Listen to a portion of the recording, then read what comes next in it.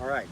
Today, first thing we had some conversation. We talked about Musashi's Five Rings, which is a lifestyle, a combat lifestyle, but it's also a combat consideration. My opponent, in my mind, is surrounded by five rings, and they are rings of available combat. The fifth ring, at the outer edge of the fifth ring, my longest weapon just reaches.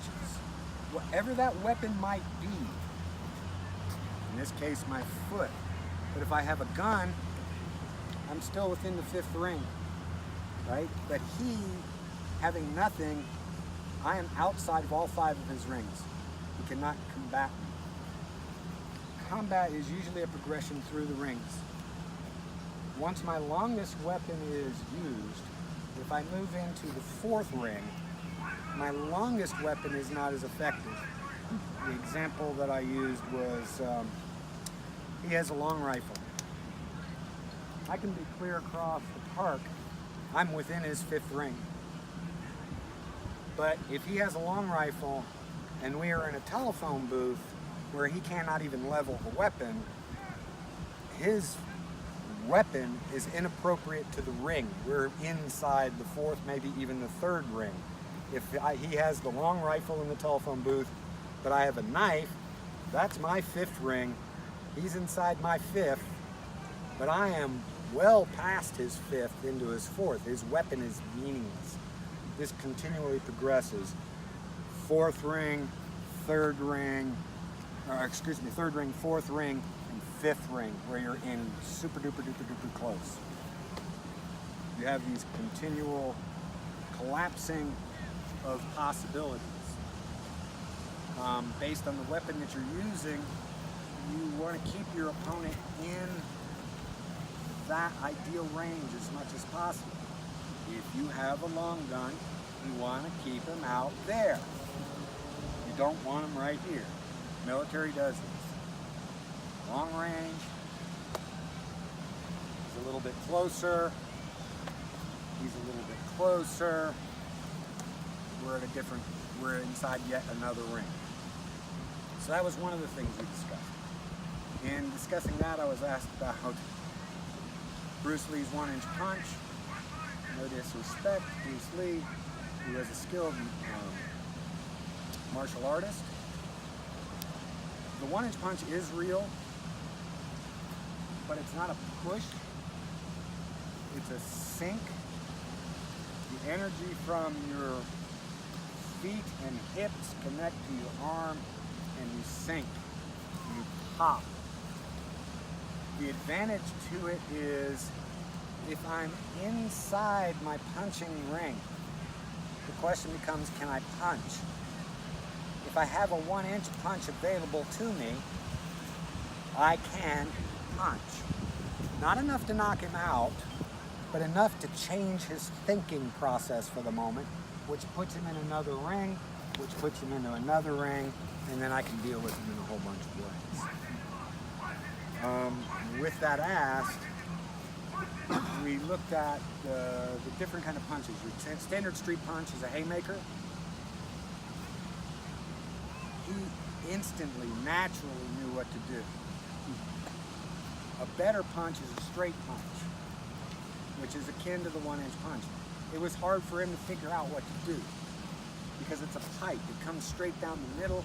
It's faster, it's shorter, the energy is penetrating, and it's hard to figure out how to block it. So the question was, well, how do you deal with it? You deflect it to the side or you move to the side.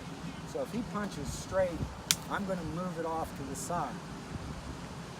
As we did kind of last week, he punches straight, I'm going to move it off to the side and attack.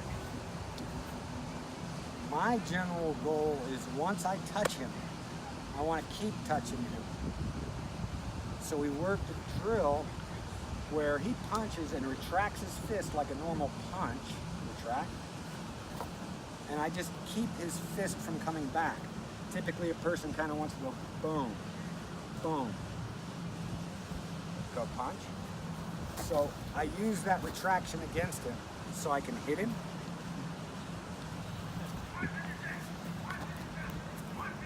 I'm not worried about whether I hit his face. Hitting his arm is perfectly acceptable because it's not pleasant. Now my hand is here. I just go ahead and reach, elbow, bang, I drop, his weight goes down, knee, or knee, or knee. And then later on, we were turning this into a control. I would just reach across, grab his ear. Right? So he would punch, boom, boom, drop, twist. Now he's mine to do with whatever I want to do. We got into discussions about what if they have a helmet. Of course, this is meaningless. If it's an open face helmet, you do this. If it's full face helmet, that's fine. I'm going to reach across and grab the helmet and pull, and then start to drag, because he's getting hung. He's got to deal with the strap. We also looked briefly along the same concept of getting him close for a fighting line kind of concept. A good rudimentary defense or initial stance is literally just to cover up. It's like putting on your Iron Man suit, man. You just want to cover up. I don't know what this guy's going to do. He may throw a haymaker. He may throw a straight punch. If I'm covered up, whatever comes, I've got it covered. If he throws even a big old John Wayne, I've got it covered. I'm going to move in, make contact, and then do whatever. The important thing is that I stay in contact and control of him. I don't want to cover, move in, hit, let go. Not in combat. In combat, once I touch him, I want to hang on to him, whatever I touch, and keep messing with him until I feel like he is completely neutralized in one fashion or another. Street self-defense and mugging. It is perfectly acceptable to try and push them away, to buy time, to maybe make them rethink their plan, to decide not to do this. Tiny little woman, big guy comes up, oh, give me your purse, give me your purse. If she immediately does this, he's rethinking his plan. He's probably a little bit more pissed now too, but he's rethinking it because this was not the easy target he had intended. That buys her more time to figure out what will I do next, which might be go away, oh, he's still coming at me. I always tell ladies, especially if you're out wearing high heels, go away, he comes at me, bam, just bury that heel into their foot. Guarantee they'll think twice about doing much more. All right, so that's pretty much most of what we covered.